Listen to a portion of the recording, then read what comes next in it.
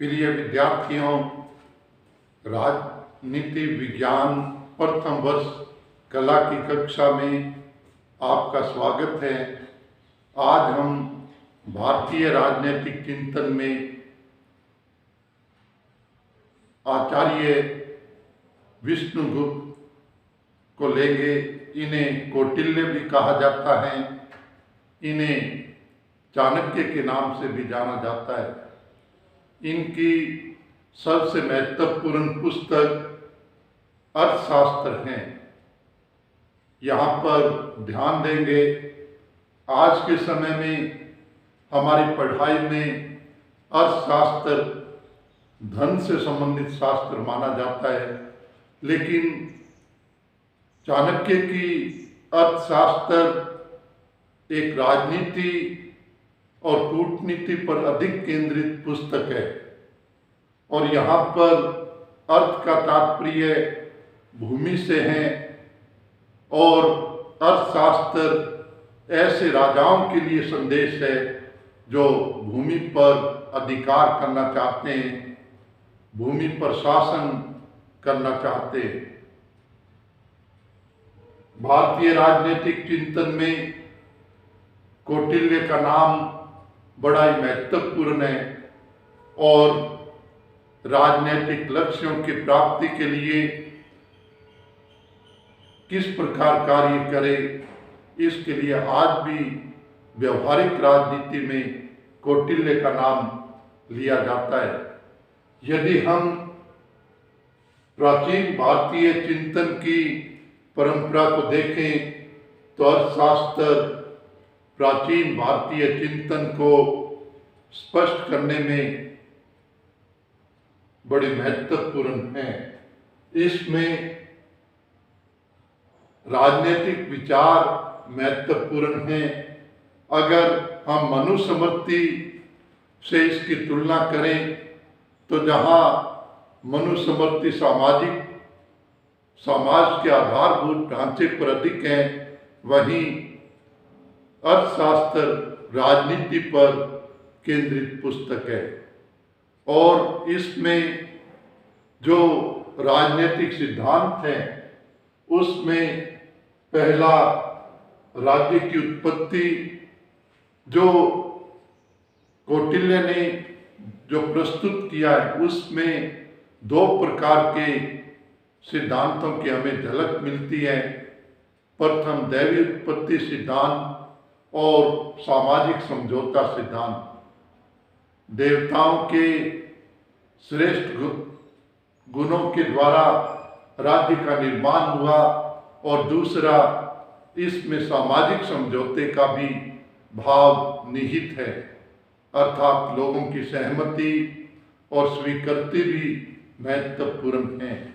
इसके पश्चात राजपद या राजा के संबंध में वर्णन है।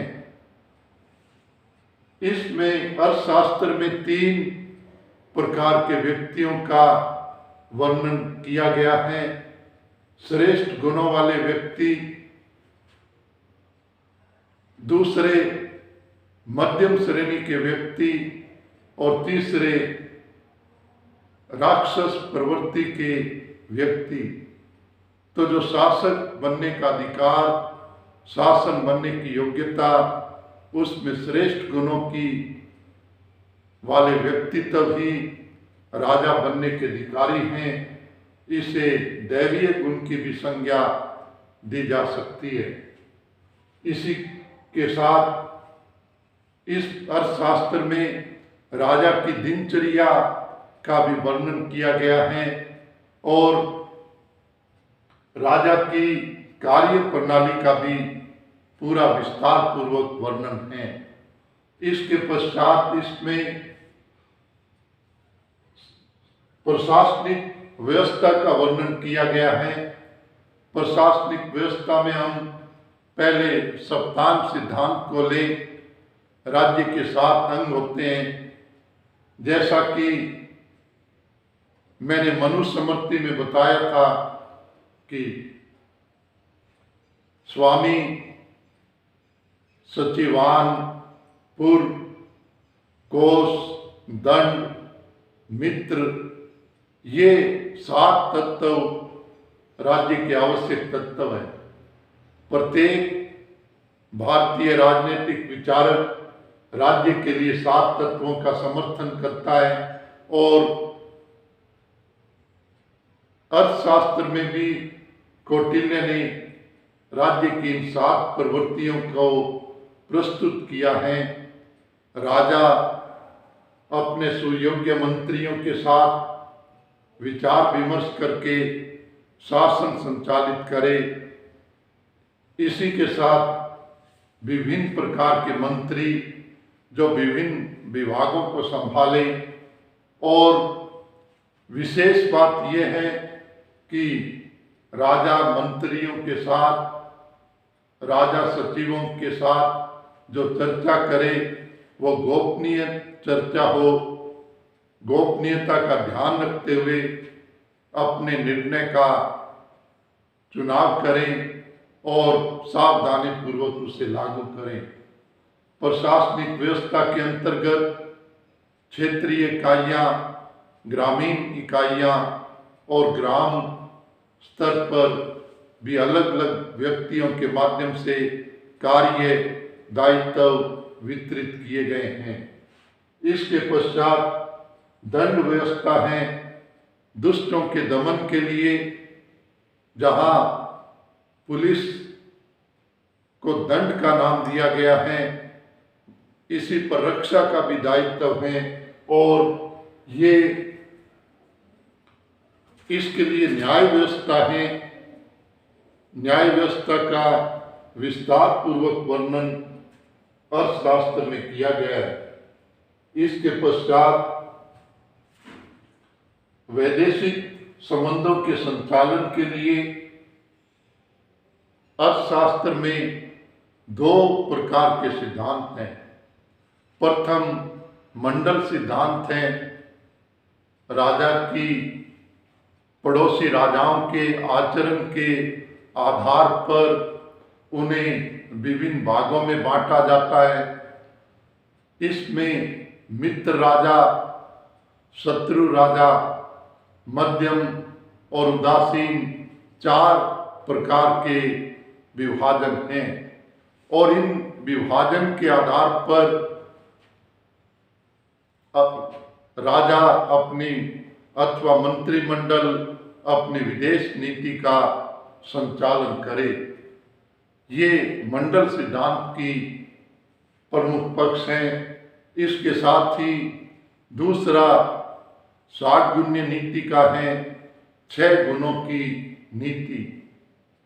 इसकी चर्चा हमने मनुस्मृति में भी की थी। मनुस्मृति में संधि, यान, आसन, द्वैधी भाव, विग्रह,